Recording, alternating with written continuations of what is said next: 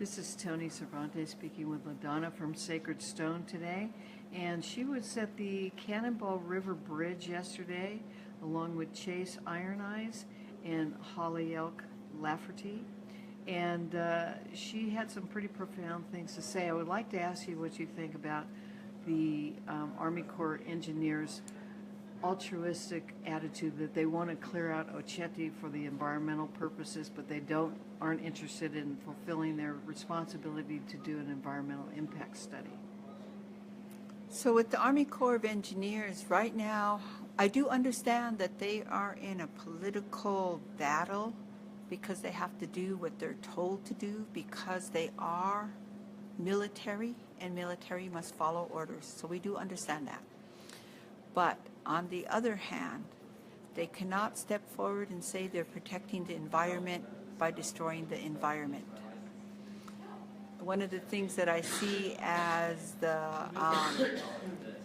whole background of the environmental impact statement was to say that there were issues with the environment.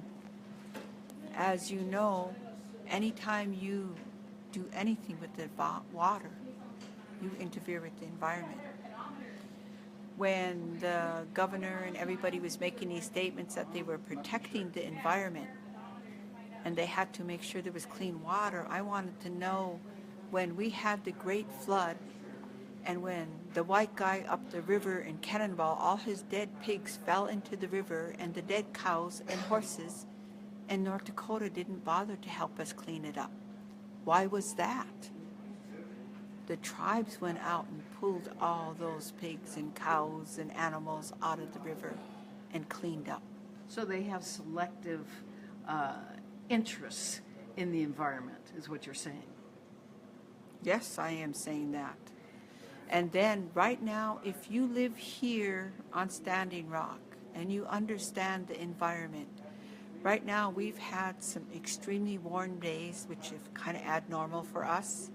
And you can go to all the hilltops and there's no more snow on the hilltops. They have all melted.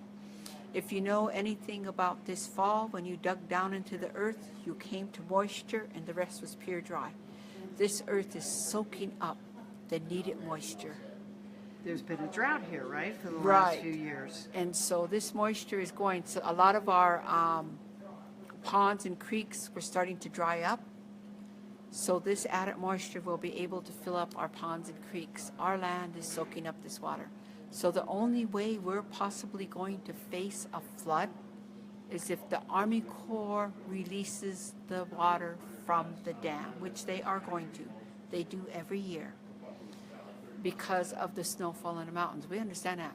But I want everybody to understand any flooding is man-made flooding, not environmental flooding. Where Ocheti is, the Ocheti camp, that we always known is an area of flooding. That is common knowledge. We also know that the water table is very high there, and so you can dig just down a little bit and come across water. So that in this spring is just going to be what it is right now, mud everywhere. And when the Army Corps releases the water, it will be underwater. And so that's a given. People have to move to higher ground. One of the things that I heard yesterday is that the NOAA has actually downgraded the potential for a really detrimental flood, that it's not going to be as great as the Army Corps of Engineers is leading everybody to believe. That's one. And then the other thing I wanted to ask you is, it seems to me as though the Army Corps of Engineers is dead set on February 22nd as the date in which it's all over for Ocheti. And it sounds as though, if need be, they will call in the Morton County Sheriff's Department to assist them in forcibly removing people from their living structures. Is that your understanding? So my understanding is confusion because the deadline is the 19th, the 22nd, the 26th, and the 28th. And it gets very confusing because they don't have a firm date, any of them. Everyone has come up with a different date. So you don't know what they're going to do. Oh wait, they don't know what they're going to do. Right now, in order for the North Dakota governor to come in, he has to have a state of emergency. And so since there isn't a state of emergency, they have to create a flood to issue a state of emergency to bring the National Guard and to declare an emergency. So they're creating the emergency, not responding to one. And then they have made the media broadcast, oh, there's all this garbage and we have to clean up all this garbage. And I feel so bad for the dear governor because they had to superimpose one picture 4 times to make this big mound of garbage. We understand photoshopping. So my other question is, how is this going to impact Rosebud Camp, the Sacred Stone Camp? Will there be any alterations to the Sacred Stone Camp? So at Sacred Stone, we did put our Yerk villages into the Army Corps engineer land. And so we have been working for a month and a half, removing all of the Yerks up into the reservation land on top of the ground. And so hopefully that's above Sacred Stone before you go through the gate. Yeah. And then getting everything cleaned up and moved so that the land is back to where it was. We did not put any permanent structures. These are yurks and teepees that have no problem moving off the ground. And so hopefully we'll have all of them moved, and we hope to put all the land the way it was. And of course, there is not going to be water there either. Are you planning to have everything moved up, or just the things that are in the potential flood zone? The things in a potential flood zone. Otherwise, the schoolhouse, the kitchen, and some of the yurts and teepees that are at higher elevations will stay. Yes. And so are you saying that there's no danger of that part of the camp being raided or evacuated? I didn't say that. Yes, they will come in. Yes, we will stand. So you got to understand from my point of view, I have to stand in what my father said.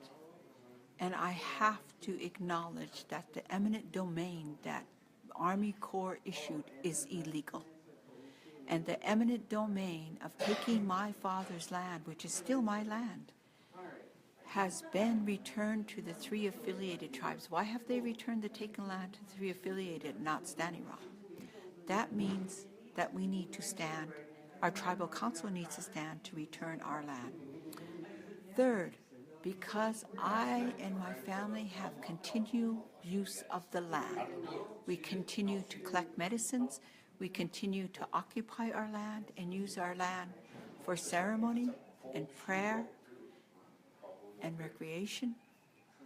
It has always been our home. And until this day, from 1948, when they first issued PICS loan, to this day, my fence line has been in the same place all of these years. Why didn't the Army Corps object to my fence line all of these years?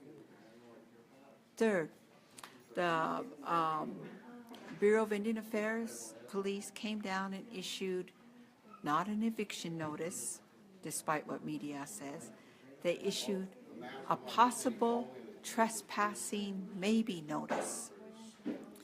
And the paper says that we did not have permission from the Standing Rock Sioux tribe to create a camp.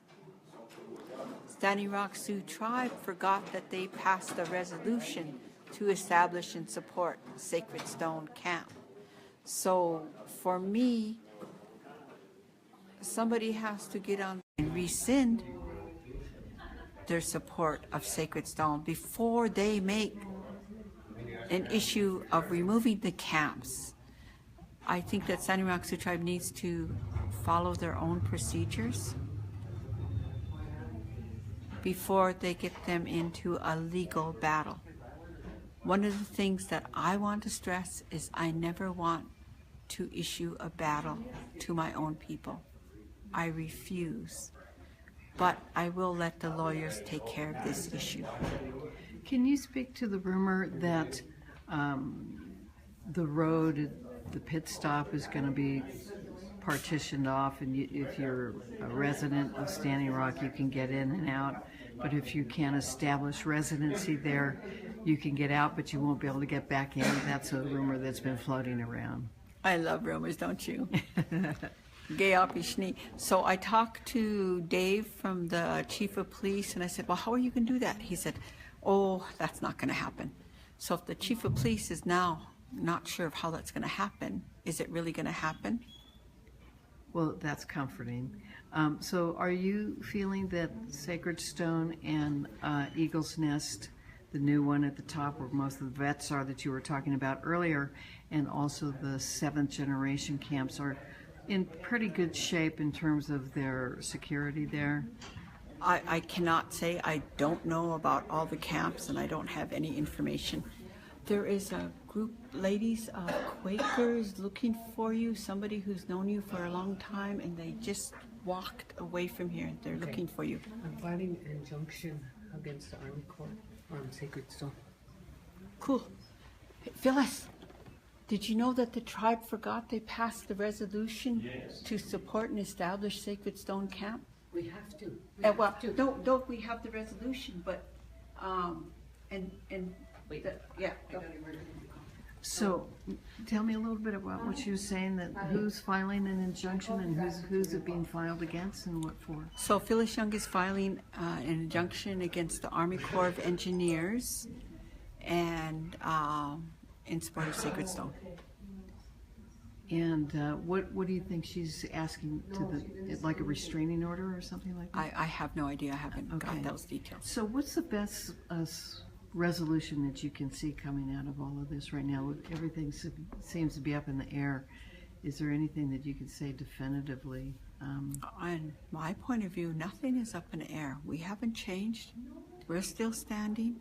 We're still in prayer. We're still in ceremony. Nothing has changed. So we can still rely on Standing Rock as a rock, so to speak, where people can continue to stand.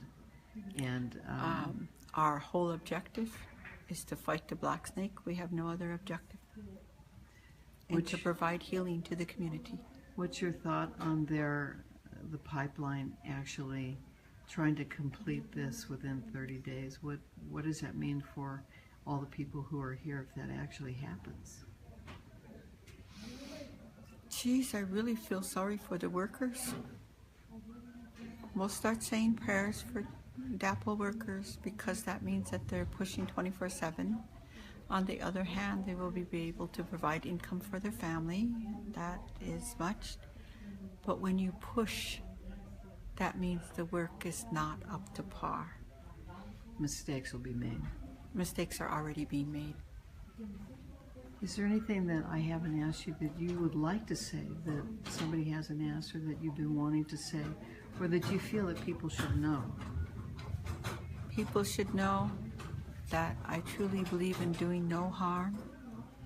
We have never been aggressors. We have always been defenders, and we will continue to stand in prayer because we must stand for the water. That's all there is. Minuachoni, thank you very much. And thank you for standing and being a beacon of light for so many people. Thank you.